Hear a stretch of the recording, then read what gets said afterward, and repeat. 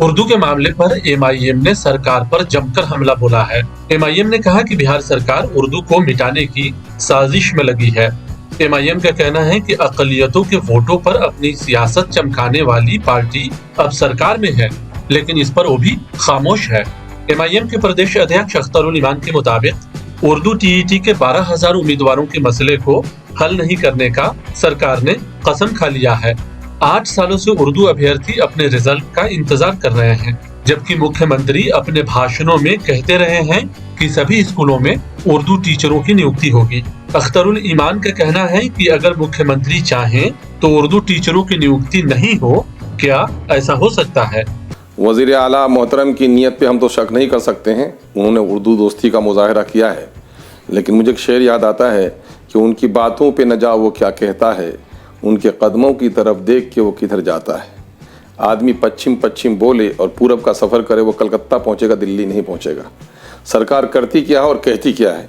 Chief minister चाहेगा और बहाली नहीं होगी, इसके माने चीफ मिनिस्टर इस बयान में क्या कहना चाह रहे हैं कि उनकी बात उनके ऑफिसर्स नहीं सुन रहे हैं, उनकी बात उनका वज़ीर तालीम नहीं सुन रहा है। ये तो बड़ी अजीब सी बात है कि राज्य का मुखिया इस तरह की बात कहे। राज्य का मुखिया चाहा कि शराबबंदी हो तो शराबबंदी हो रही है, इसके लिए मुबारकबाद देते हैं। और राज्य का मुखिया जिस दिन चाहेगा कि उर्दू की बहाली हो, उस दिन उर्दू की बहाली होगी।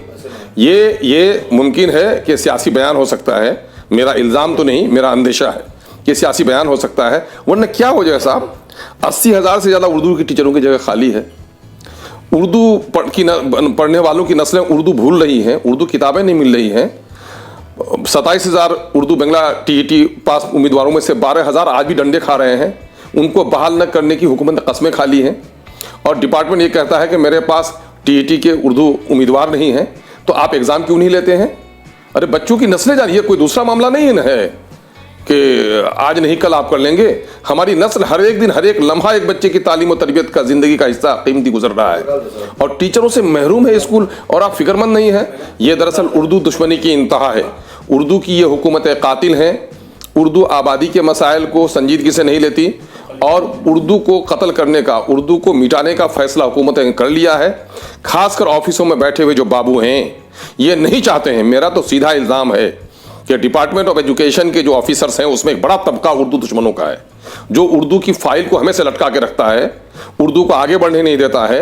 और अगर वज़ीर आला मोहतरम इस मामले में सच हैं तो चीफ सेक्रेटरी को जहां उन्होंने हिदायत की है, वहीं एजुकेशन डिपार्टमेंट के उर्दू दुश्मन अफसरों की खबर लें कि उर्दू की वैकेंसियां इन लोगों ने अब तक वो क्यों नहीं की, पूरे ज़िला से मंगाई क्यों नहीं, उर्दू बच्चे कितने हैं। वज़ीर तालीम को कम अज़ कम वज़ीर आला के इस इशारे को समझना चाहिए। बिहार में उर्दू पढ़ने वाले बच्चों की तादाद और उर्दू टीचरों का आदाद व शुमार इनको जाहिर करना चाहिए। और उर्दू दुश्मनी की इंतहा तो ये हो गई है वज़ीर तालीम की कि हाई स्कूल में अब मानक मंडल तब्दील कर दिया गया है, 6+1 शिक्षक का वो कर दिया गया है, उसमें उर्दू का टीचर है ही नहीं। आज़ादी से लेकर इस वक्त तक का मामला रहा, अभी साल पहले तक का, कि तमाम तर सब्जेक्ट के टीचर अव्वलीन तरजीह होती है। बल्कि आईन हिंद की ये रहनुमाई है, डायरेक्टिव्स हैं कि स्टेट गवर्नमेंट की जिम्मेदारी है कि वो अपने शहरियों के बच्चों की तालीम, बुनियादी तालीम उसकी मादरी ज़बान में दे। होना तो ये चाहिए प्राइमरी एजुकेशन में उर्दू आबादी की सारी किताबें उर्दू में पढ़ाई जाएं। सारी किताबें उर्दू में नहीं पढ़ाई जाती हैं, एक सब्जेक्ट सिर्फ भाई से ज़बान की पढ़ाई जाती है, उसका भी टीचर नहीं है। तो उर्दू दुश्मनी की इंतहा हो गई है। उर्दू के मामले में हुकूमत मुखलिस नहीं है।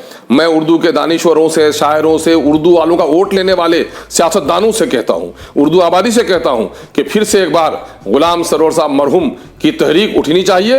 उर्दू की लड़ाई सड़क पर से लेकर के सदन तक लड़ाई लड़नी होगी। उर्दू वोट पर जो लोग जीत के आए हैं, मुंह में पट्टी बांधे हुए हैं। उर्दू आबादी को खड़ी होने की जरूरत है, घेराव करने की जरूरत है। उर्दू का वोट जो लोग लेते हैं, उर्दू की रोटियां जो लोग खाते हैं, और उर्दू के वालों के बुनियाद पर जो पार्टियां सियासत करती हैं, उन पार्टियों को जवाब बनाना चाहिए। अब तो बड़ा अच्छा है, अब तो उर्दू की चैंपियन कहलाने वाली पार्टी जो राजद है, राजद के पास ही वजारत तालीम है, इसके पास तो कोई बहाना भी नहीं है। कल तक बीजेपी के साथ थी जदयू, तो ये मामला था साहब कि बीजेपी वाले नहीं चाहते हैं, उस पर मामला आप भर देते थे। लेकिन आज तो आप अक़लियतों के मसीहा लोग बैठे हैं, उर्दू वालों के मसीहा बैठे हैं। तो आज आप तो मदरसा शमसुल-हुदा में बहाली हो जानी चाहिए, उर्दू एडवाइजरी बोर्ड की तश्कील हो जानी चाहिए, उर्दू एकेडमी का मसला, अंजुमन तरक्की उर्दू का मसला, गवर्नमेंट उर्दू लाइब्रेरी का मसला, ये सारा मसला हल हो जाना चाहिए। वज़ीर आला ने बहुत पहले से कहा है कि तमाम तर थाना में भी हम चाहते हैं एक उर्दू स्टाफ हो।